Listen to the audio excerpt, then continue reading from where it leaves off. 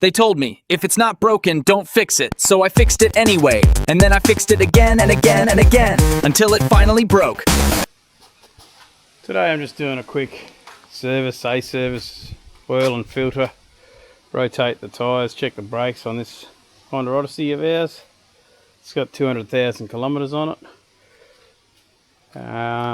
So yeah, first of all you need a jack stands for safety, correct oil filter. Yeah, so you can see this little cross member here. I'm not sure that's going to be strong enough to jack off.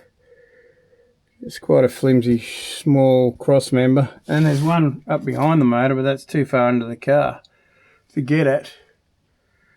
I might give it a go on this and just monitor it as it goes.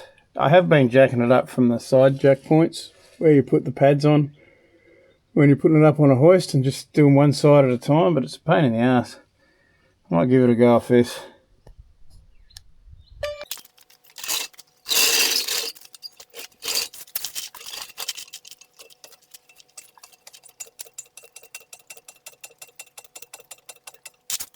That proved to be solid enough. I'll throw some stands underneath.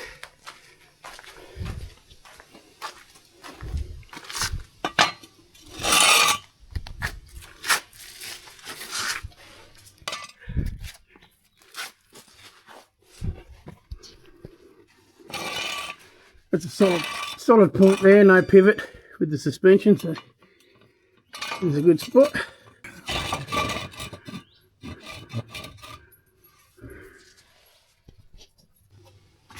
Yeah, that's what I mean when you're jacking a car. Don't put it on these wishbones because they move. Your suspension, moving parts of your suspension, so it won't be stable. You want to find a nice solid piece of framework that isn't movable. And then as you're letting your jack down, you want to just keep an eye on them jack stands that they're not slipping.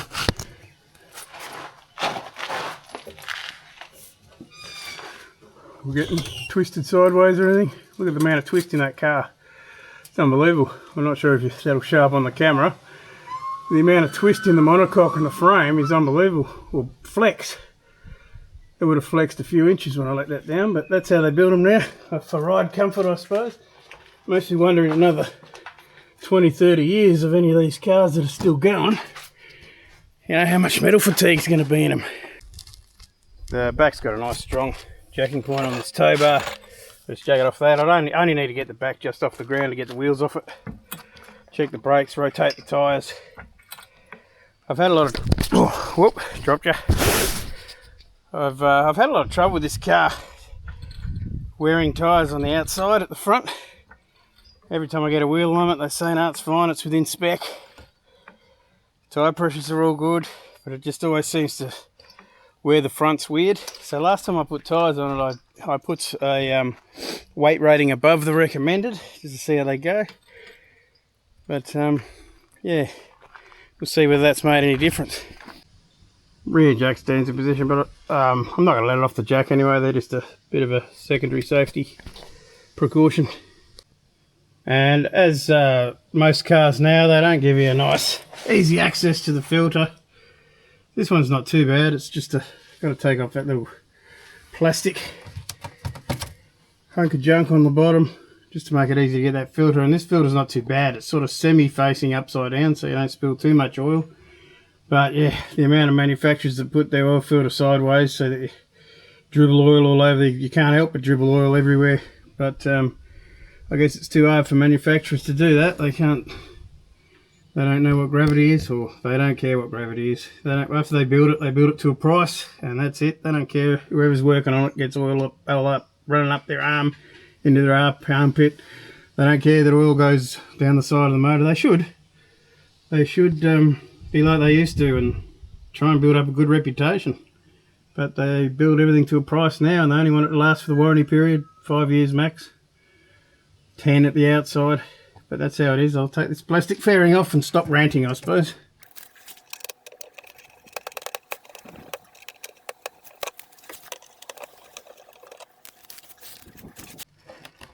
Yeah, just chuck your oil drain container under there. It pays to get one of them, they're only cheap. They got a pouring spout on them, and most of your sump plugs will either be 14, That's a sample. Either 14, 17, standard electric sizes. Metric sizes. So you do find the odd one that's an Allen key. They shouldn't be too tight, although a lot of workshops do them up as though they're holding 1,000 tonnes. And then you have problems with the thread or stripping them, and yeah. But anyway, they're holding back some oil. So as long as you've got a good brass washer or fibre washer on there, they'll seal and they don't need to be over tightened. Oh, I forgot to add, warm your car up before you drain it. You want your oil thin and warmed up. I'll let that drain for a while. Chuck the plug back in a minute and then move on to the filter. Just while I'm under here, I'll point out a little trick. As these modern cars, it's so tight in their emissions and it's very easy for them to throw an oxygen sensor. If you've replaced, so you have an oxygen sensor at your manifold generally, and then a further one down the exhaust, or sometimes they're before a catalytic converter and after. So the emissions are so tight that they'll throw a code for an oxygen sensor. This is assuming you've already replaced the oxygen sensor and your car's running well, there's not another issue.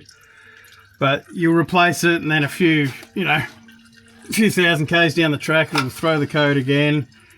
And like I said, I'm assuming that everything's alright with the engine, it's not worn or there's another fault somewhere. But you can get these little spaces that pull your oxygen sensor a little bit back out of the flow of the exhaust, because the tolerances are that tight. Once you've done 150,000 k's, most engines will burn a little bit of oil or put out a little bit more emissions. And so you can get this spacer kit. It also comes with an elbow. I mean, I don't know, that's going a bit far. So that's, but I just put that spacer on, probably, 60 or 80,000 kilometres ago, and it hasn't thrown an oxygen sensor light. I did put an oxygen sensor in, everything's running fine. But yeah, that's a little trick. I did have a Mercedes that they call them nitrous oxide sensors. They're the same thing. Lambda sensors is another name for them. That, from the day I bought it, was throwing fault codes. That has one before the catalytic converter and one after. And they each have their own little computer, ECU with them. They're $2,500 each. So I took it back for warranty several times, probably about 8 times. They kept putting cheap Chinese ones in. Eventually, after consumer protection and everything else, 12 months later they put the $2,500 ones in, 2 of them, and that car never played up again since. So there's obviously a updated program with Mercedes that allows a little bit of engine wear and makes them not quite so sensitive, but that's the nature of the motor industry now. They expect that you're going to have a car for 150,000 k's and then throw it away, I suppose. I don't know where it's going to end. As far as the emissions go, I'm all for cars running right and not putting out too much emissions, but it's getting a bit ridiculous now. But anyway, there's a little fix if you're having a bit of trouble with your oxygen sensors. There's your little brass washer. I mean, that's going to fix any leaks. It doesn't need to be tight. That'll deform to whatever shape or is on the on your sump, and should stop any leaks. Another way they do it is like a red fibrous washer, and that works just as good. So I guess my point is these don't need to be wrenched up at some stupid torque, because all it does is wreck the threads, wreck the face of your sump, and then if that happens, to take the sump off on most cars, you've got to take the engine out to fix someone else's stupidity for over tightening a sump plug. So there's a tip for you. I just noticed while I was editing this video, there's a section missing where I thought I had hit record, obviously not.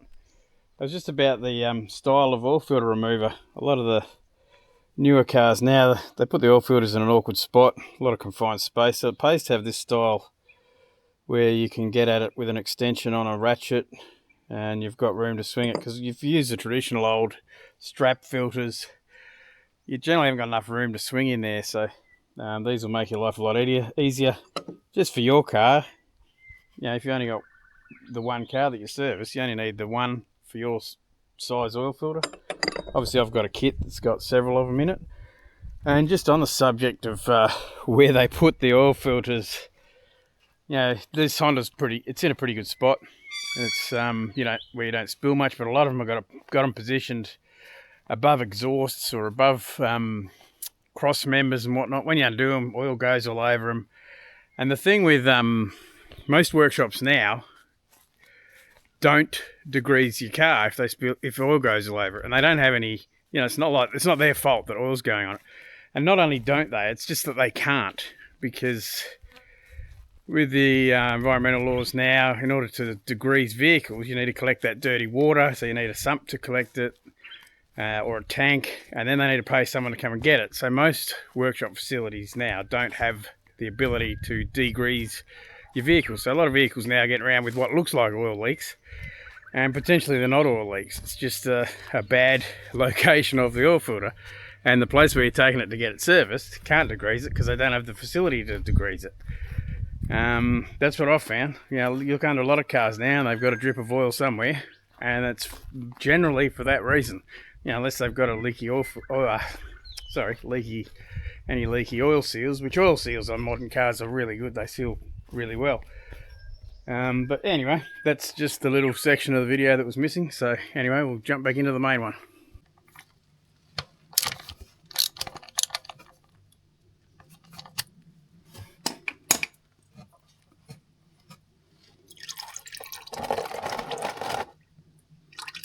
So you can imagine if that was halfway up the engine block and above the exhaust manifold or intake manifold, that's all that oil's going right through there. And the best they can do is wipe it with a rag. So, and yeah, you go and whinge about it, they'll say, well, we can't degrease cars anymore, we don't do it. So it's up to you to go home and degrease it. Or pay to go somewhere that does have a dirty oil sump and a collection facility. Another good thing about these little oil drain containers is they have a little knob on them to put your oil filter upside down so you can drain your oil filter. I'll just get that off. They seem to put a mile of thread on them these days too. Yeah, so you can sit that there, drain it upside down. Less chance of spilling it everywhere on your driveway. So your new filter, you want to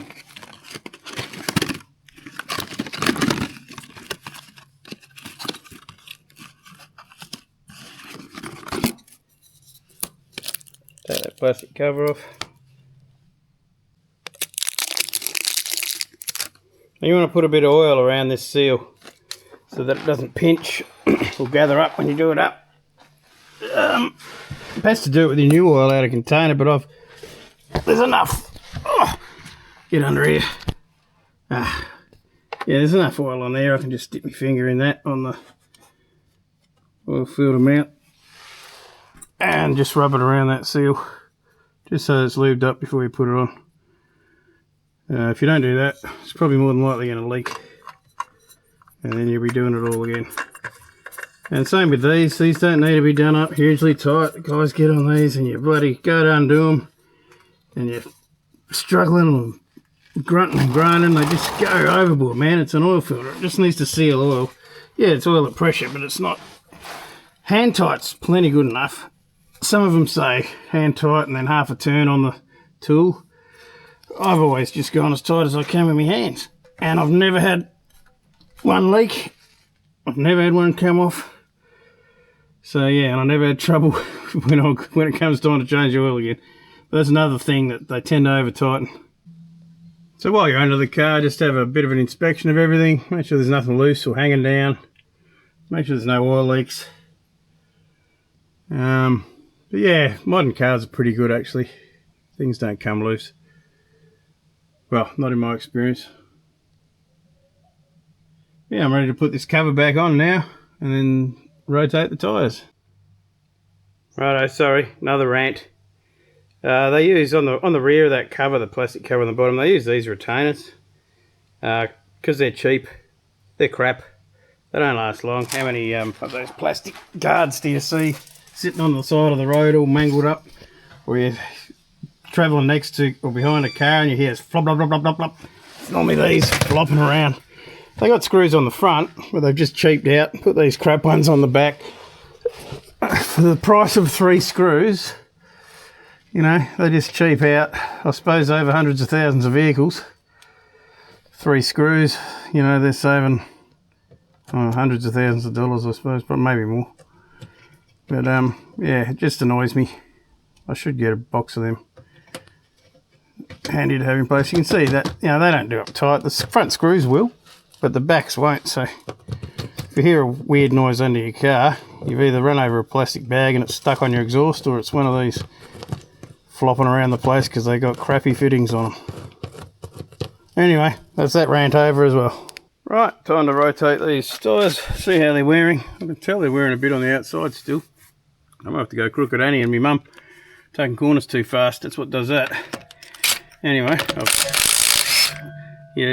witnessing a bit of tool abuse for this, the old Sig Chrome 19mm. Should be using a impact socket, the black ones, with a single hex. But anyway, I think it's in my truck toolbox. I can't be bothered getting it.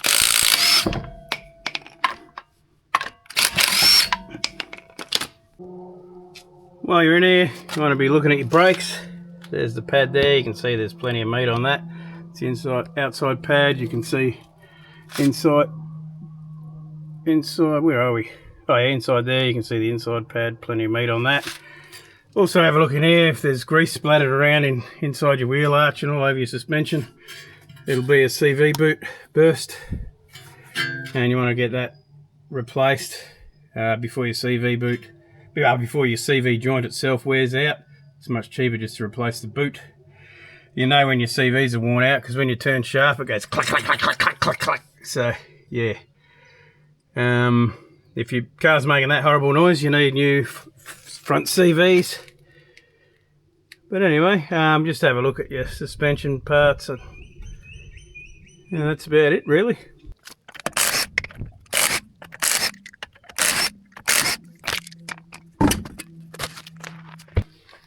Same again on your rears.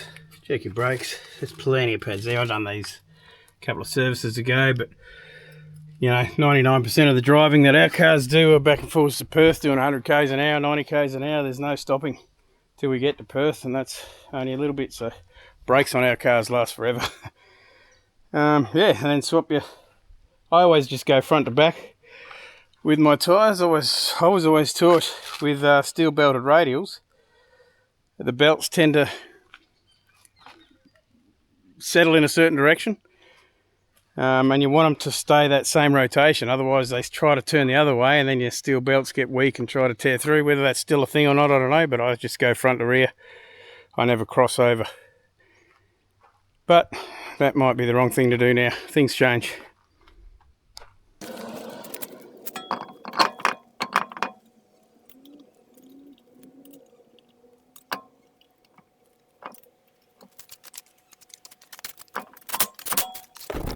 So when doing wheel nuts up, you want to go in a star pattern. There, there, there, there, then there. Otherwise, if you start tightening them around like that, you know, you can warp your wheel and your disc. So yeah, go opposites. I'm using an Ooga Dooga. They don't need to be overly tight. Probably it's best to use a tension wrench on these. No one does. No one does. And these are another thing that are way over tightened. You go to a tyre shop and those guys just Ooga Dooga the hell out of these things, which isn't good. You stretch your threads, you strip your threads, you warp your disc, you warp your wheel, and then you can't get them undone when you get a puncture. So yeah, they just need to be firm, not over tight. Just run around, check them all again. And that's plenty. Probably over tightened there, but that's plenty. Maybe I should explain why I've just called this an Ooga Dooga.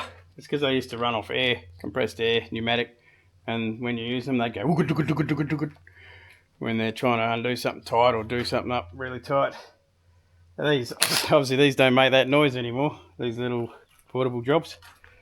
And they're good, they've come a long way. I remember when they first came out they were useless. They wouldn't undo a tight wheel nut. Couldn't rely on them, the batteries wouldn't last, but they've come a long way now. They're good. This is actually, I've got a bigger one than this for my truck, and that does my truck wheels, so that's how far they've come. Right, onto the other side.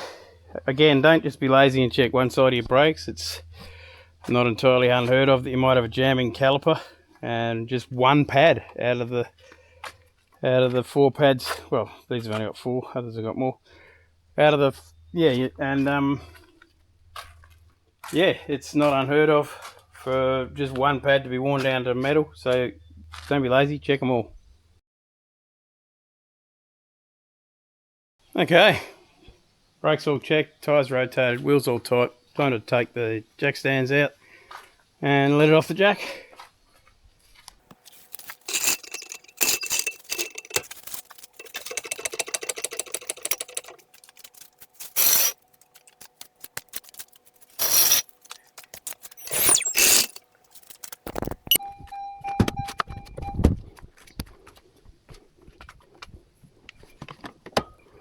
Alright, now we're under the bonnet. These are good, these Hondas. You can put it in that hole up there. I don't know if you can see it on camera, or you can put it this one. Put the bonnet right up out of your way. So this is the point where you start to doubt whether you've done the sump plug up, how tight you've done the oil filter up. But yeah, just make sure they're all done before you get up, before you let it down. What am I talking about? So yeah, you're looking for oil leaks, you're looking for coolant leaks. You check your belts. Make sure they're not cracked or loose, and when you start it up, make sure they're not squeaking. Check your tranny oil once it's running. Some cars are running, some are not. Don't forget to put your engine oil in first. Check your air cleaner. These are another thing that are replaced far too often. You know, most service stations, service centres will replace it every 10,000 at least. And if you're just driving around the city, a good indicator is to hold it up to the sun. Where am I? Where's the sun? Hold it up to the sun. If you can see light through it, it's fine. It's not blocked. And you can see, it's not really showing up on the camera actually, but you can see light through all of that. You know, and this thing hasn't been changed for probably 30,000-40,000 Ks. A few bugs in it, just bash them out. If you got a compressor, just spray it out. They don't spray them out now. They say it's dangerous. Can't breathe the dust or whatever. It's just an excuse to sell you a new air cleaner at 40 or 50 bucks, whatever they're charging. But that'll be fine. That's going to go another 30,000-40,000 Ks. It's nowhere near blocked. Check your brake fluid. I mean, that should never really go down. I've flushed this not long ago, the brake fluid. Check your overflow coolant bottle. That should always be in between the min and the max. When it's hot, it should be up to the max. When it's cold, it should be on the min. Top up your washer fluid. Be careful what you're putting in there. Detergents and that block up the nozzles. Just put water and metho in there. That's the best things. Right, it's time to fill it up with engine oil. And this is where you spill it and run it all down your engine as well. Get all the dust off so you're not reduce the chance of getting any contamination down in your rocker cover.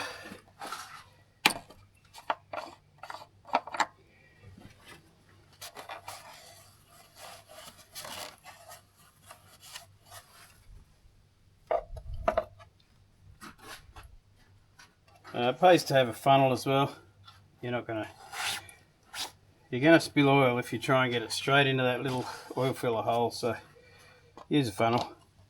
Make sure your funnel is spotlessly clean. You don't want to be getting any dirt or anything inside your engine, ever. So be mindful of how much engine oil you're putting in. It should be in your manual, your service manual. How much oil it holds, with or without a filter. And don't overfill it, actually. Yeah, never overfill. You're worse.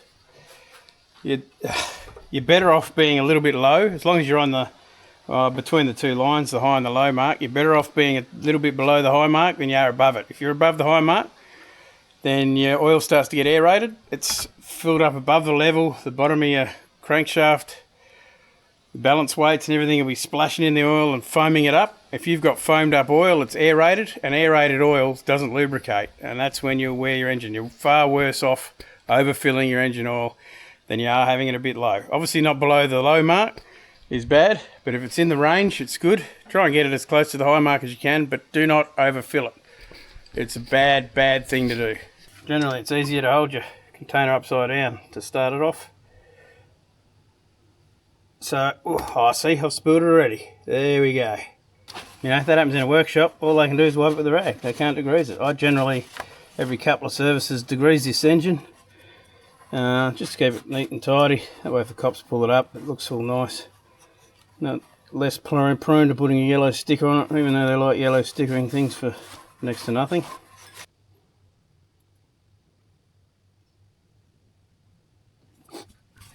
Another thing just on engine oils, use the correct viscosity. However, if you're in Australia and you've got a car that says to put a 0W30, there's no need to put a 0W. I don't care what any manufacturer says. That's for in countries where it goes below freezing. If you do that in Australia where you're driving your Land Cruiser around in 45, 50 degrees up north, you're going to use oil. And your oil's too thin at a 0. You want to go to a 5 or probably even a 10 in Australia. Different if you're in snow and ice, yeah, go the 0s. I'm not a big believer in the 0s. Maybe 5 is as thin as I would go. But yeah, they're more for cold climates. They're covering their bases all over the world. But I definitely wouldn't put a 0. I had a mate putting 0 in his Land Cruiser and it was burning oil. I said, well, that's why. You know, go a thicker oil and it'll burn less or probably none at all. 0's unnecessary in a warm climate. Once you put what you think to be about the right amount of oil in, or a bit less, just give it a minute to run down. It's not all going to appear in the sump at once. So give it a while to run down in your engine. Once it's had a couple of minutes to run down, just check your level. Make sure it's in the running zone, or between the high and low marks, and then go and start your engine.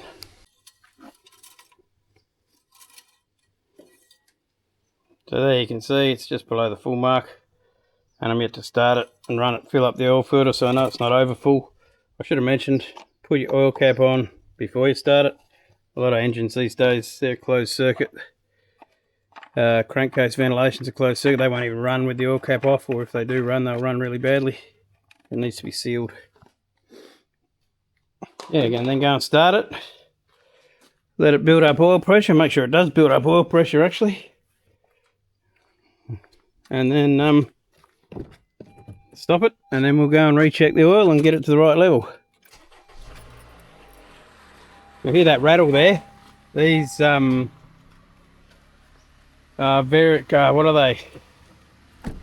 Variable valve timing on these Hondas. They're known to have a weak spring in the actuator. So when you first start up, I mean, it was bad then because there was 0 oil in it. It normally only goes for about half a second.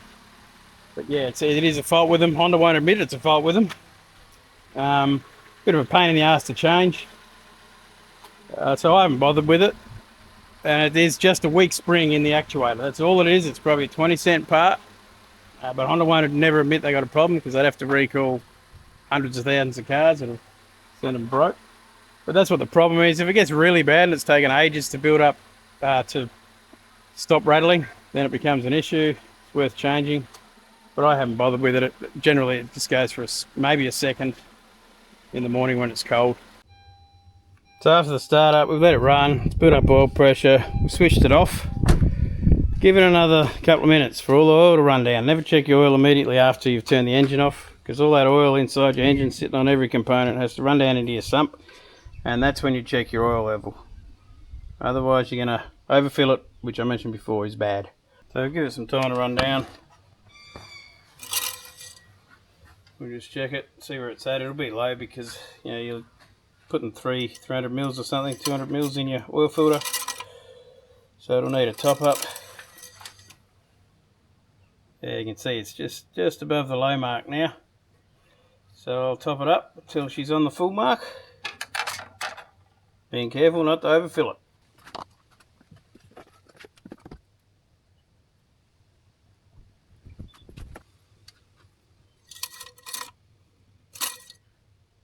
There we go, that's where you want it. Just a smidge below the high mark. That's fine now.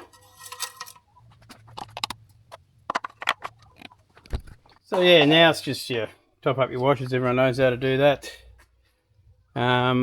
Always pays to get a sticker or update your sticker so you know when the next service is.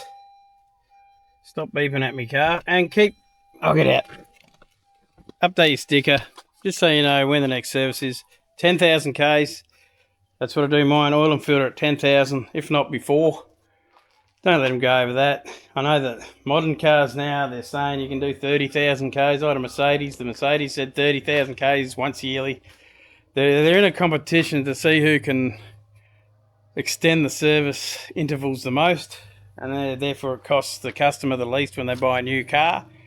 It becomes an attractive thing when you're buying a new car, but again, they're not interested. They're not interested in what happens to that car after 5 years. So it'll last 5 years with very infrequent oil changes.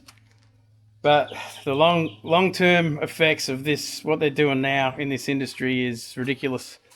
And that car was a diesel, and it was a hybrid. So it was stop, start, no oil pressure, start, no oil pressure. Constantly, 100 times between here and Perth, it'd stop and start. And it's a diesel. The oil gets filthy. And 30,000 Ks once a year. Ridiculous. I just done it every 10. So yeah, do it every 10 and you'll be right. Unless you're doing some serious off-roading in dusty, horrible conditions or high revs, do it every 5. But yeah, this 40,000 K stuff, it's ridiculous. One last thing, keep your receipts and fill out your logbook. For resale on the car, people, they're always much happier if they can see the logbooks filled out, even if it's by the owner. And to back that up, if you've got receipts for everything you've bought, they can't just say, "Oh, you've just filled the logbook out and not done the servicing." If you've got receipts for everything, there's your evidence, and it's gonna help you with selling your car in the future. Anyway, that's about it for servicing this little Honda or big Honda. So till next time, see you later.